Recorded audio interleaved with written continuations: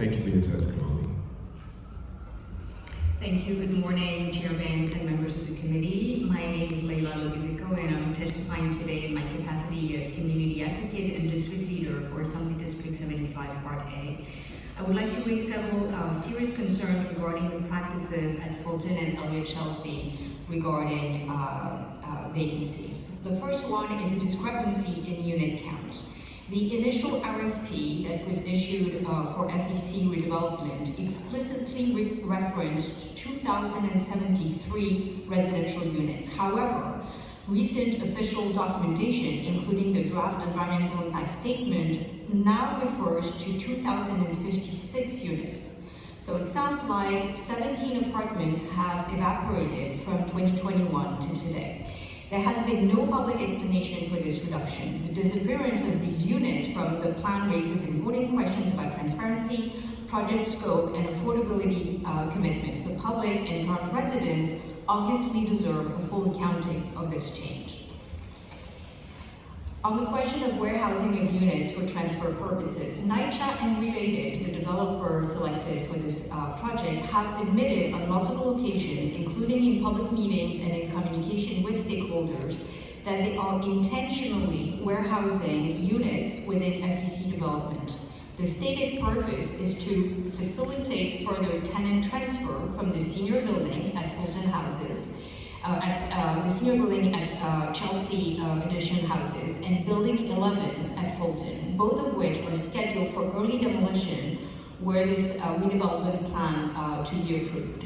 This practice raises deep ethical and procedural questions. Warehousing rent-stabilized public housing units, particularly amid a citywide housing crisis and record wait list, represents a significant disservice to families awaiting placement and undermines the mission of public housing. The exact number of these warehouse units is actually not known or not recorded anywhere.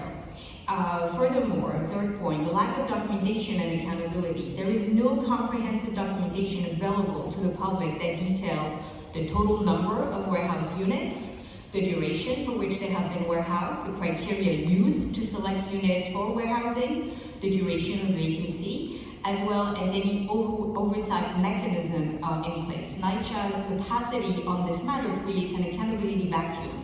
Residents, advocates, and elected officials are unable to verify how many units are being kept off the roll and for how long. This is really a problem, and we urge this committee to actually really get accountability from NYCHA. Finally, something that is really rubbing lots of tenants the wrong way.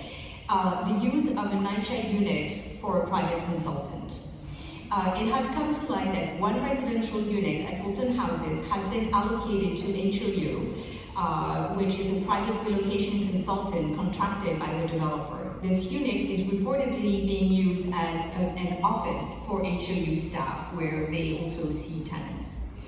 This represents a diversion of a public housing unit intending to house low-income New Yorkers to a private entity for administrative purposes. Again, we're talking only about one unit, but it is really rubbing tenants the wrong way. This raises serious concern about priorities, misuse of precious housing resources, and deserves to be addressed. In conclusion, at a time where tens of thousands of families are on the NYCHA waiting list, every public housing unit matters.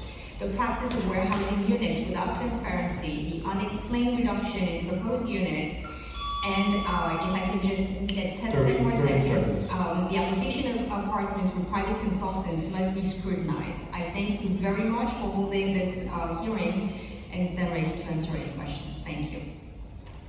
Thank you for your testimony, Mr. Martinez.